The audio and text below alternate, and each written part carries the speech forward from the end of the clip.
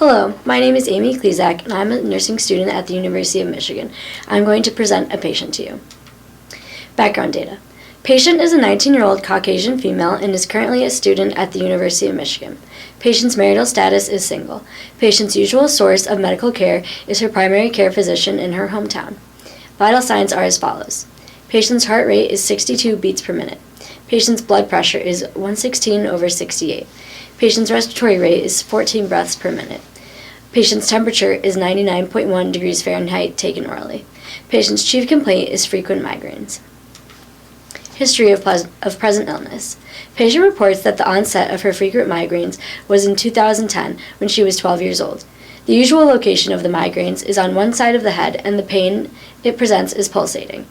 Patient reports that on a day she gets a migraine, it will last 6 to 8 hours, or from the mid-afternoon until the time she goes to bed. Patient rates the pain of migraines between a 5 and a 7, depending on the day. Patient states that she gets migraines about once a week. Patient reports aggravating factors such as strong sense, stress, and lack of adequate water consumption. Patient reports alleviating factors as sleep and taking Excedrin migraine. Patient tried multiple different prescription migraine medications in the past, but reports that Excedrin has helped the most. Associated symptoms the patient has with migraines is lightheadedness and occasional nausea. Patient reports that the migraines interfere with many of her daily activities, including studying and exercising. Patient's perception of the migraines is that if she is less stressed and stays hydrated, the migraines will cease or occur less frequently. Health history. History of chronic illness. Patient was diagnosed with exercise-induced asthma at age 10, but her asthma started occurring without exercise when she was 15 years old. Patient was also diagnosed with a physiologic heart murmur at the age of 7, but did not need any treatment for it. Patient was diagnosed with sinus bradycardia at the age of 14. Patient was diagnosed 3 months ago with anxiety. Immunizations. Patient is up to date on her immunizations, but denies ever receiving flu shots. Allergies. Patient is allergic to sesame and has no known drug allergies. Hospitalizations and surgery. Patient has never been hospitalized or had surgery. Current medications. Patient is prescribed to Zoloft for anxiety and Aviane birth control. Patient reports taking Excedrin migraine as needed and usually takes 2 pills containing 250 milligrams of acetaminophen, 250 milligrams aspirin, and 65 milligrams caffeine when she has migraine symptoms. Functional assessment. Patient reports consuming 3 alcoholic drinks once a week socially. Patient denies the use of recreational drugs. Patient exercises 1 hour every 2 weeks. Patient states that she sleeps 8 hours per night and takes a 2-hour nap once a week. Patient reports that she doesn't eat a lot of vegetables, she snacks frequently, eats pasta daily, eats fruit, and thinks the amount of food she eats is sufficient. Patient denies smoking cigarettes or cigars. Patient doesn't consume beverages with caffeine, but takes 65 milligrams of caffeine that is contained in her Excedrin about once a week when she has migraines. Psychosocial data. Patient states that her family has a close-knit dynamic. Her parents are married, and she has a good relationship with her 2 older siblings who are graduated from college. Patient reports good interpersonal relationships with both her friends and her boyfriend of 7 months. Patient reports her only environmental hazards are living in close quarters with other students who are sick frequently and poor circulation of her dorm. Patient states that her family is not very spiritual and denies attending church. Patient's current educational level is a freshman in college. Patient reports stressors as grades, maintaining social relationships, staying healthy, and missing her family. Patient's pattern of healthcare has changed after she came to college. She used to see her pediatrician yearly for a sports physical, but now plans to only see a doctor when sick or when experiencing health problems. Family history. Patient's father, brother, and sister are diagnosed with anxiety. Patient's father had skin cancer. Patient's maternal grandfather is believed to have died of a heart attack. Patient's paternal grandmother has alcoholism. Due to my patient's current and past history of migraines, I will be conducting a head, eyes, ears, nose, and throat exam. Review of systems. Patient reports migraines once a week that occur with dizziness, lightheadedness, and occasional nausea. She reports that she does not have a precipitating aura or vision changes with her migraines. Patient denies any other pain of the head, eyes, ears, nose, and throat other than her migraines. Patient denies any vision changes and does not wear corrective lenses or glasses. Patient reports that her hearing is similar to her friends and families, but reports that sometimes it sounds like people are mumbling when they are speaking to her. Patient states that her last eye exam was about 4 years ago and her last dental exam was 1 year ago. Patient denies noticing any voice hoarseness. In the past school year, patient reports having a cold 3 times and having strep for the first time in 5 years within the past month. Patient reports only having a sore throat when she has colds or strep. Patient denies any neck pain or tenderness. Physical examination. Patient's skull and head have normal size and shape for her age. Her head is midline and there is no swelling around the eyes or lesions and pigmentation changes.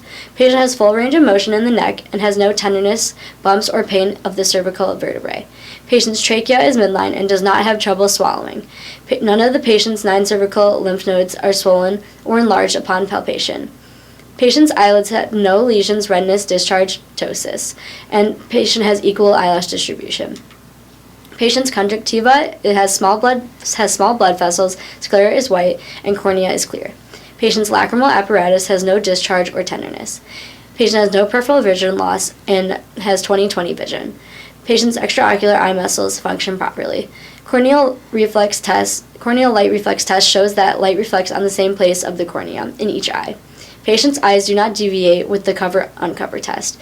Patient's pupils are equal, round, reactive to light, and accommodate. Patient's nose is symmetrical and has no lesions or inflammation.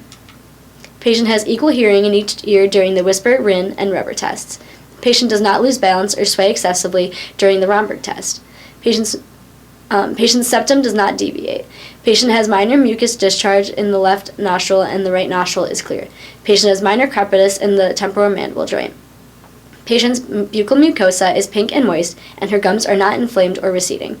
Patient's uvula and soft palate rise midline, and tonsils are a +2 without exudate or white patches. Patient's tongue protrudes midline, and she is able to move it side to side without difficulty. Finally, the patient's gag reflex is intact. Due to my patient's asthma diagnosis, the respiratory exam is of high priority. Review of systems. Patient states that her asthma flares up mostly when she has a cold or when there is a change in seasons. Patient reports orthopnea when she is in bed at night.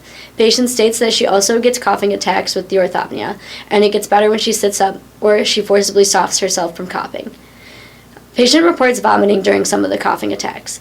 Patient was on her high school swim team in high school and reports fainting twice when having coughing attacks during practice. Patient reports that cough is dry and only coughs up sputum when she is sick. Patient denies painful breathing, but does report difficulty breathing. Patient reports that she coughs and wheezes with a lot of strenuous exercise. Physical assessment. Patient's thorax is free of deformities, injuries, and is symmetrical. Her skin has pink undertones and is consistent with the rest of her body. Patient's AP transverse diameter is a 1:2 ratio with no indications of barrel-chestedness. Patient's respirations are even, regular, and coordinated, with no signs of distressed breathing. Patient's breaths are not excessively deep or shallow.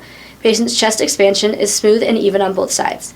Patient has present tactile fremitus that decreases lower on the back.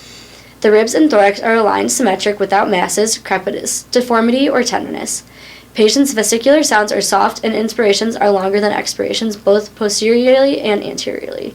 Patient has minor crackles in the lower lobes of both right and left lungs. Patient has no other adventitious sounds such as wheezes or rhonchi. Patient has normal findings for bronchophony, egophony, and whispered pectoriloquy, which all indicate that there is no consolidation of the lungs. Pertinent systems. According to an article by Lee, it is important to also assess the cardiovascular system because the heart and the lungs work together to provide oxygen to the body and can both cause breathing problems for patients. Also, because of my patient's history with cardiovascular diagnoses, the cardiovascular system is an essential pertinent system. Patient was diagnosed with a physiologic heart murmur at the age of 7. Patient reports visiting a cardiologist once a year in high school because her primary care physician had a worry about her slow heart rate. Cardiologist diagnosed patient with sinus bradycardia and an irregular heartbeat, probably due to good physical fitness. Patient reports not seeing a cardiologist in 1 year.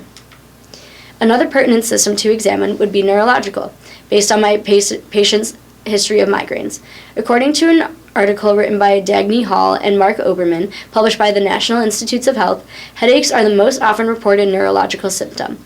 Also, the article mentions that neurological exams are important to understand the pathology of migraines and possibly find any underlying factors.